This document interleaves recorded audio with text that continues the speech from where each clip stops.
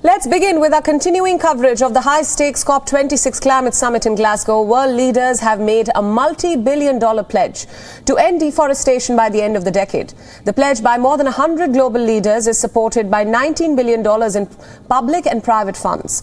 The joint statement is backed by the leaders of 100 countries, including Brazil, Indonesia, and the Democratic Republic of Congo. Collectively, 100 countries account for 85% of the world's forests.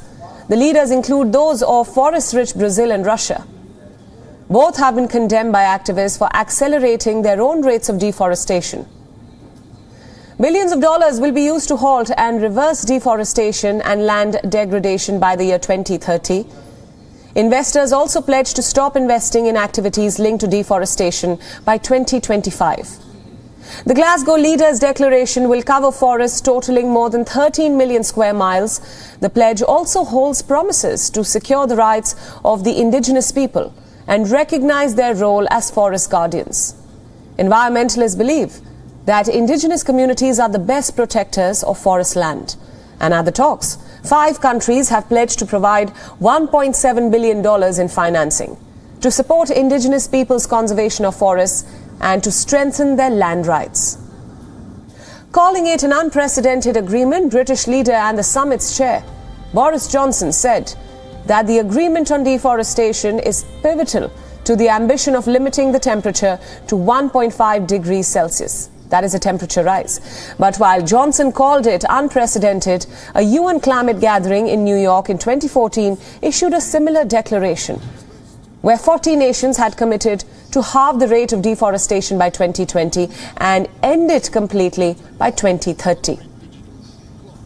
Almost a quarter of all man-made emissions of carbon dioxide can be attributed to land use activities such as logging, deforestation and farming.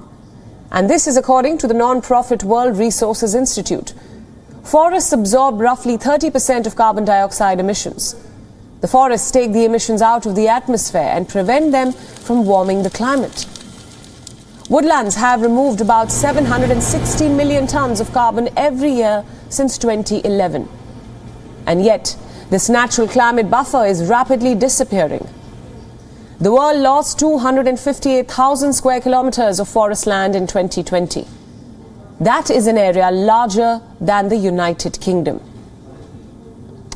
But for campaigners who want action sooner to save the planet's lungs, the date is too far away, they say. Greenpeace has criticized the Glasgow initiative for effectively giving the green light to another decade of deforestation.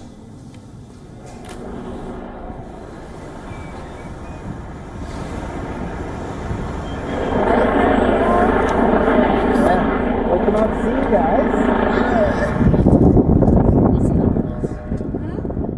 WION World is now available in your country. Download the app now and get all the news updates on the move.